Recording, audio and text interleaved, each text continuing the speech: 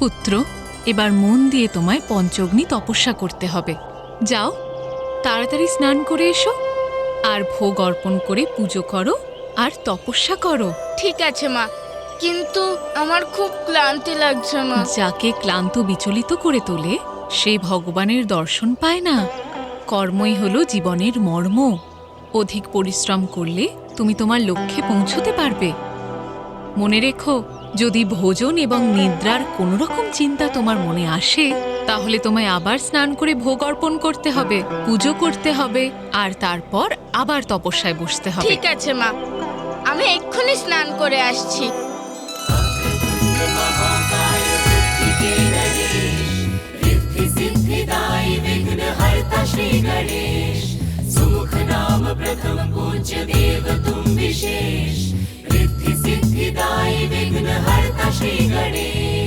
माँ के वचनों के पालन के लिए बालक विनायक प्रयास किए, निद्रा से लड़ आए करके स्नान, तब स्थल पे प्रयासरत के लगे ध्यान।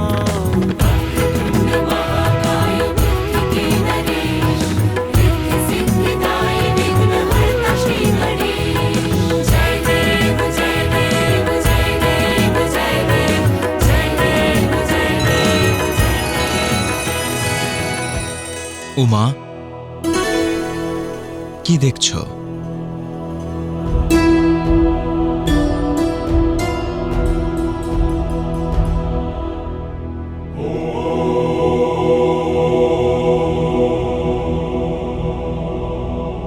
উমা,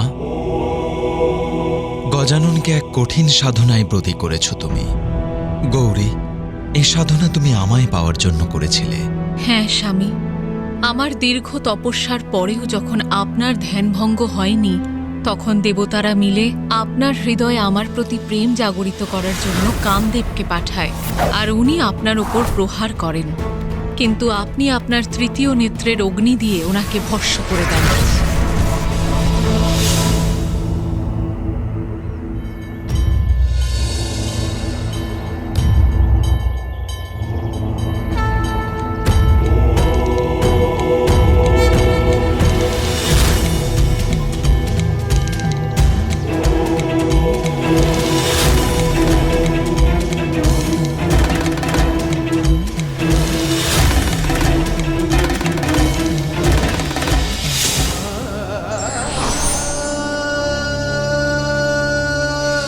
তখনই দেবর্ষি নারদ আমায় বোঝান যে দেবীর সতীর বিয়োগে আপনি বিচলিত হয়ে আপনার সমস্ত ধ্যান জ্ঞান সংসারের বিরুদ্ধ করে তোলেন, আর তাই আপনার এই বিরক্তির ভাবকে কাটিয়ে তোলার জন্য আমাকে বলা হলো পঞ্চ অগ্নি তপস্যাই একমাত্র পথ।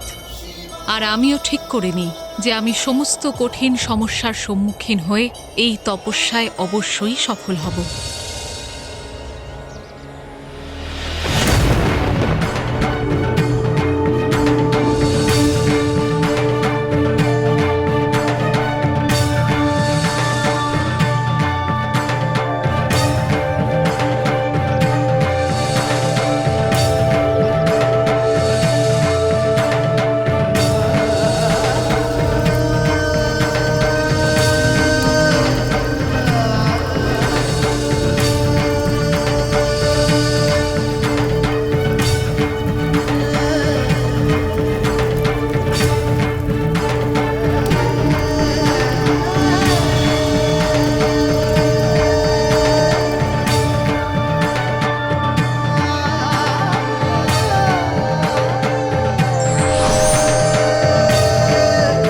পার্বতী,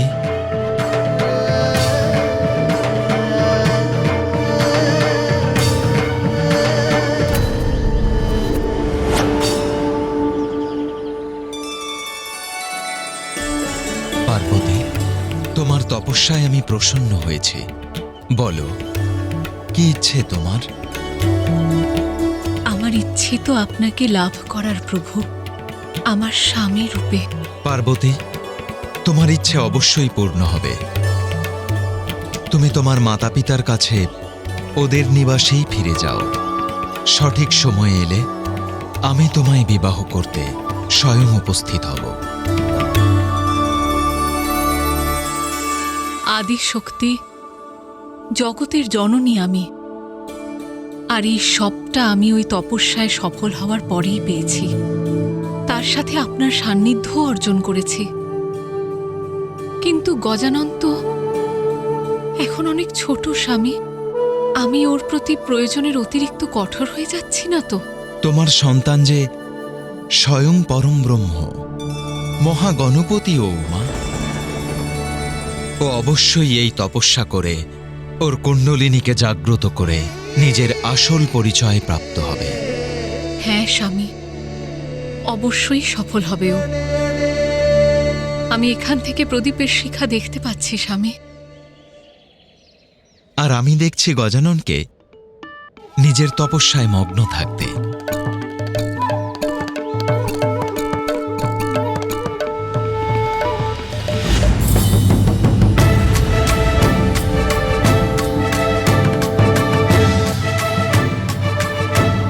মহাদেব এইরকম মুচকি হেসে এরম কেন বললেন যে গজানন নিজের তপস্যাতেই মগ্ন?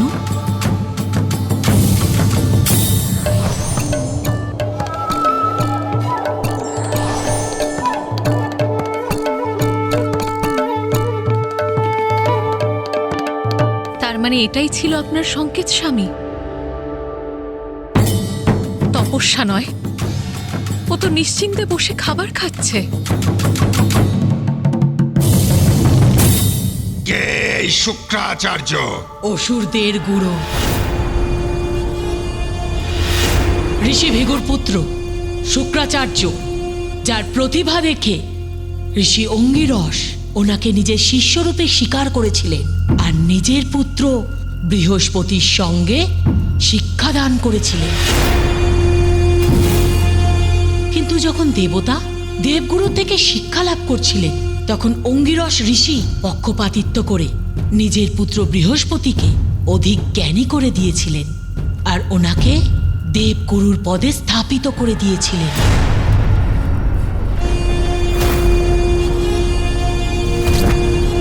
কিন্তু শুক্রাচার্য বিনা যোগ্যতায় অসুরদের কুলগুরু হননি। নিজের গুরুর পক্ষপাতিত্বে আহত হয়ে উনি মহাদেবের ঘোর তপস্যা করেছিলেন। নমঃ শিবায়। আমি তোমায় মৃত সঞ্জীবনী পাওয়ার বর দিচ্ছি। যখন মহাদেবের বরদান স্বরূপ উনি মৃত সঞ্জীবনী বিদ্যা লাভ করে উনি নিজেকে আরো যোগ্য করে তুললেন, তখন থেকে এখনো পর্যন্ত অসুরদের কুলগুরু রূপে প্রতিষ্ঠিত রয়েছেন গুরু শুক্রাচার্য। অনেকবার দেবতাদের সঙ্গে যুদ্ধে মৃত অসুরদের পুনর্জীবিত করেছেন উনি। বিজয়প্রাপ্ত হওয়ার জন্যে অসুরদের মার্গদর্শন করিয়েছেন উনি। সেই জন্যে আপনিও গুরু শুক্রাচার্যের সঙ্গে সাক্ষাৎ করুন আর ওনার নির্দেশ অনুযায়ী এগিয়ে যাওয়ার পরিকল্পনা করুন।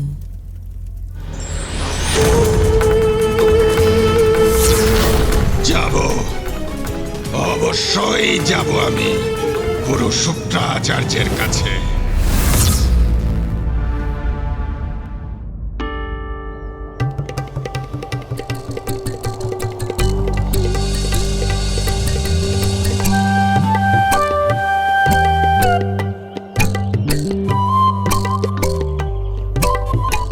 এই ছায়া,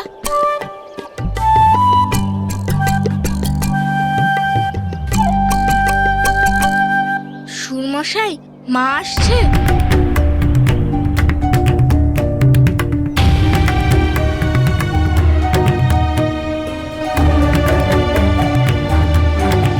কি হলো গজানন, তুমি তপস্যা ছেড়ে উঠে পড়লে কেন? আর এই ফল, পুজোর সামগ্রী? আমি তো তপস্যাই করছিলাম মা, তারপর আমার খিদে পেয়ে গেল, তাই আমি আর সহ্য করতে পারলাম না। কিন্তু তুমি চিন্তা করো না মা, ভোজন করার পরে আবার স্নান করে আমি তপস্যা শুরু করে দেব। তুমি নিশ্চিন্ত থাকো মা, আমি আমার তপস্যা পূর্ণ করবই।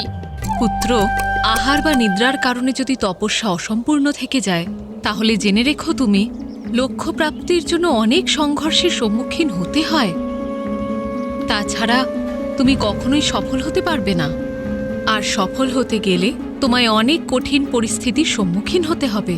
কঠোর সাধনার মধ্যে দিয়েই তুমি সেগুলোকে সহজ করতে পারবে। তুমি কি বলবান হতে চাও না পুত্র? তোমার শক্তিকে চেনো গজানন, তাকে নিয়ন্ত্রণ করার চেষ্টা করো। সম্পূর্ণ নিষ্ঠার সাথে তার সাধনা করো গজানন, যার জন্য মাতা তোমাকে প্রেরণা দিয়েছেন।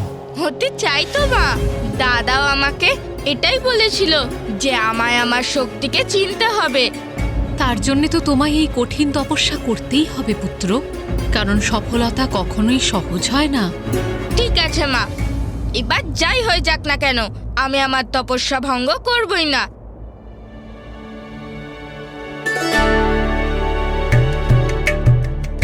মা, যদি তুমি অনুমতি দাও তাহলে আমি তপস্যা শুরু করার আগে এই লাড্ডুগুলো খেয়ে নিই।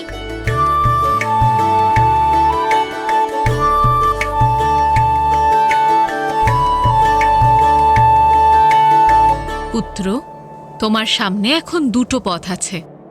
এক, যার পরিণাম সারা জীবন নিজের পরিচয় না জেনে কৈলাসে বসে লাড্ডু খাওয়া। আর দুই, এই কঠোর সাধনা পূর্ণ করে নিজের জীবনের অপার শক্তির পরিচয় লাভ করা। পুত্র, তুমি কোন পথে হাঁটবে তার চয়ন তো তোমাকেই করতে হবে। কিন্তু এটা মনে রেখো পুত্র, যে নিজেকে চিনতে অসফল হয়ে যায় সে বিশ্বে নিজের কোনো পরিচয় লাভ করতে পারে না। তোমার অগ্রজ দেবতাদের দেব সেনাপতি, খুব ভালো করেই দেবতারা ওনাকে জানে। সেই জন্যই দেবরাজ ইন্দ্র স্বয়ং সংকটে পড়ে তোমার দাদার কাছে সহায়তা চাইতে এসেছিলেন। সেই দেবরাজ ইন্দ্র যে দেবতাদের স্থানে তোমায় প্রতিস্থাপন করার আমার প্রস্তাবকে অস্বীকার করেছিলেন।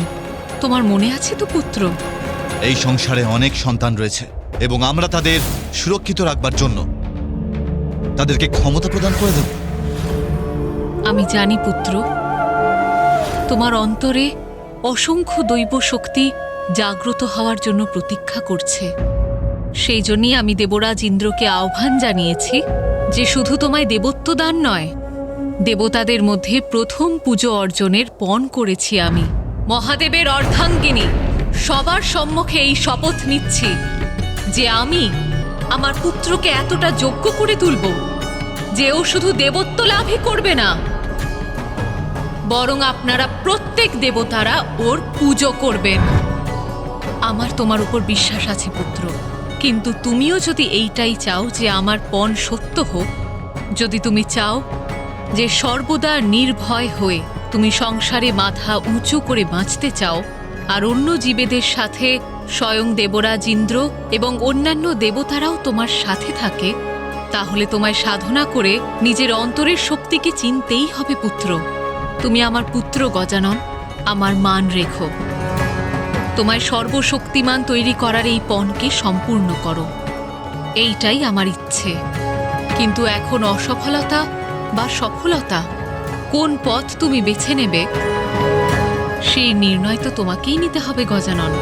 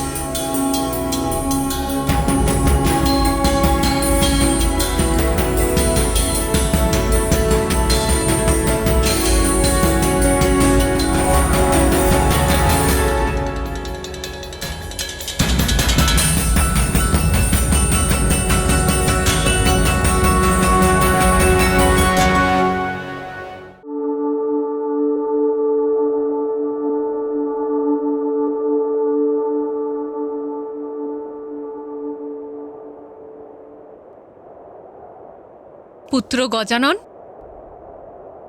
পুত্র গজানন,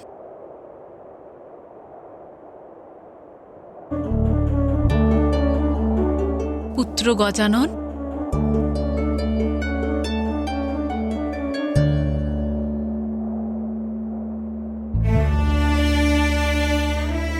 পুত্র গজানন, সূর্য অস্ত হয়ে গেছে, সন্ধে হয়ে গেছে সোনা। সন্ধ্যা হয়ে গেছে মা, কিন্তু আমি তো বুঝতেও পারলাম না। আজকের সাধনা সম্পূর্ণ হয়েছে গজানন। এবার ভবনে চলো, আর ভোজন করে বিশ্রাম করে নাও পুত্র। খুব আশ্চর্য ব্যাপার তো, আজ আমার জীবনে প্রথমবার যে আমার খিদের অনুভূতি হলো না। অদ্ভুত।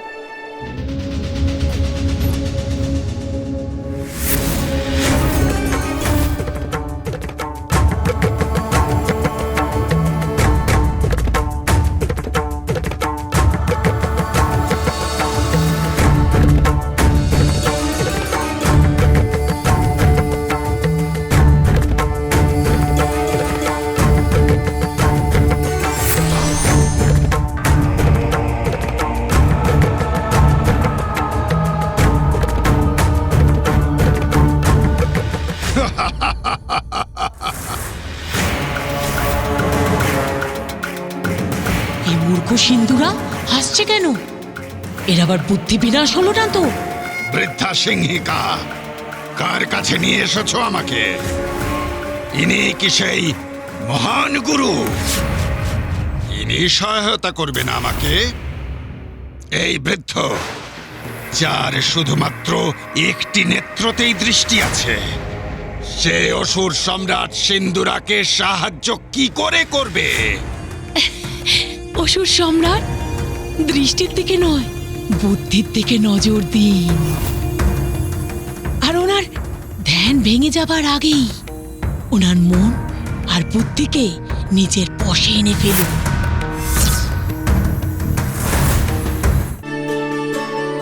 আহা, সুস্বাদু মোদক।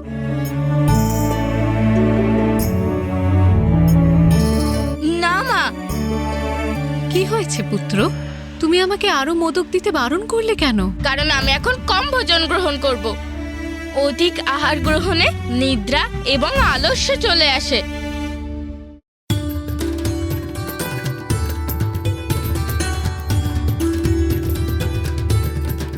নাও পুত্র। ব্যাস ব্যাস মা, এত অধিক নয়।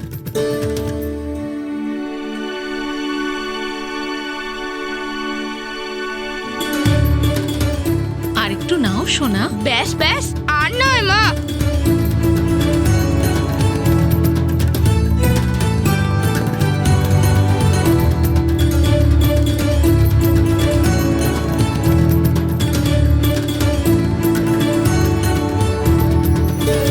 পুত্র গজানন, ভোজন হয়ে গেছে তোমার? হ্যাঁ দিদা, হয়ে গেছে। তাহলে চলো, নিদ্রার পূর্বে তোমাকে একটা কাহিনী শোনাই, যাতে তোমার ক্লান্তিও দূর হবে আর তুমি নিদ্রা যাবে। না দিদা, কাহিনী শোনার সময় আমার কাছে নেই। আমাকে তো এখন ঘুমাতে হবে, কারণ এখন যদি না ঘুমাই তাহলে ভোরবেলা আমি কি করে উঠবো?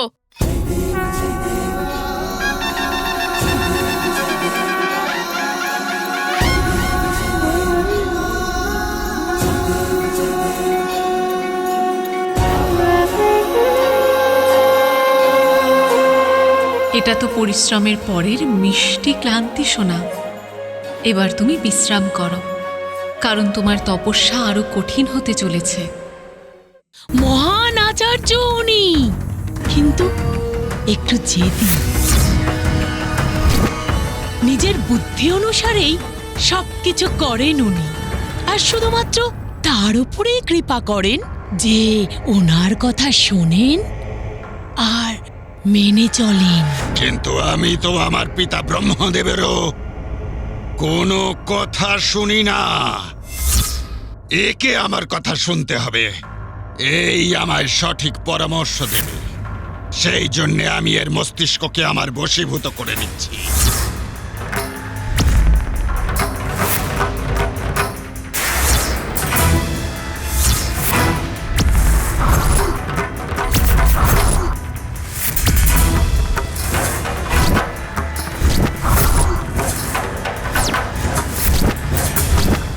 আমি অসুর সম্রাট সিন্ধুরা, তোমায় আদেশ দিচ্ছি, তুমি আমার সেবা করবে, আমার সেবা করবে তুমি। যেই হও তুমি, যেই ধৃষ্টতা করবার দুঃসাহস করছো, জেনে নাও আমি হলাম অসুরদের গুরু। আমি কারোর সেবা করি না। কি হলো? ওনার মন কি আপনার বশে এলো না? এই বৃদ্ধা তো কিছু শোনেনি, তার মানে আমার মস্তিষ্কে প্রবেশ করে আমার সাথে কথা বলেছে।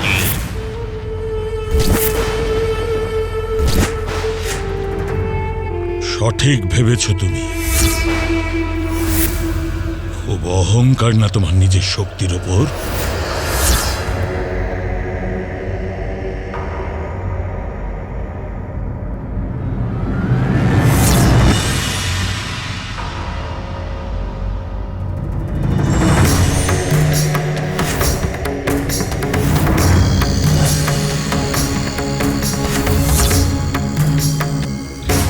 শোনো, আমি তোমায় অভিশাপ দিচ্ছি।